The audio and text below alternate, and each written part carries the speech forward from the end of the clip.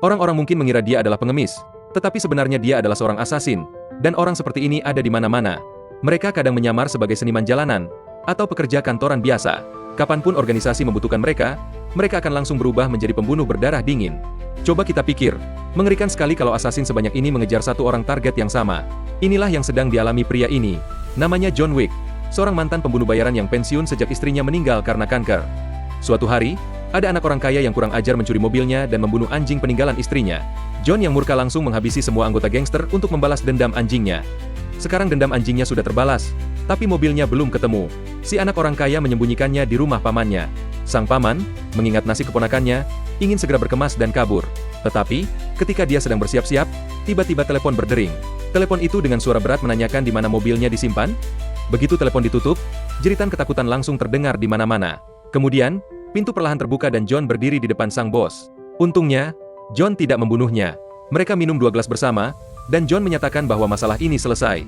Setelah mengambil mobilnya, dia melakukan drift keren dan pergi. Setelah pulang, John menyegel kembali pistol miliknya di bawah semen. Namun semennya belum kering. Petinggi aliansi pembunuh bayaran bernama Santino sudah datang ke rumahnya. Tujuan kedatangannya adalah untuk meminta bantuan John karena John berhutang kepadanya. Dulu, agar bisa keluar dari aliansi asasin, John meminta bantuan Santino dan sebagai imbalannya, mereka menandatangani kontrak darah. Pemegang kontrak darah bisa meminta pihak lain melakukan satu hal untuknya tanpa syarat. John yang tidak ingin kembali ke dunia hitam langsung menolak permintaan tersebut. Ternyata Santino juga orang nekat. Dia langsung menembakkan peluncur granat dan menghancurkan rumah John. Untungnya John tidak terluka parah. John kemudian datang ke Hotel Continental yang merupakan hotel khusus para asasin. Sang manajer, Winston, memberitahunya bahwa ada 2 aturan aliansi yang tidak boleh dilanggar. Pertama, dilarang membunuh di Hotel Continental, dan kedua, kontrak darah harus diselesaikan. Jika John ingin membalas dendam pada Santino, dia harus menyelesaikan kontrak dulu. Jika melanggar aturan, dia akan diburu oleh aliansi selamanya. John terpaksa menitipkan anjingnya di resepsionis, lalu menemui Santino.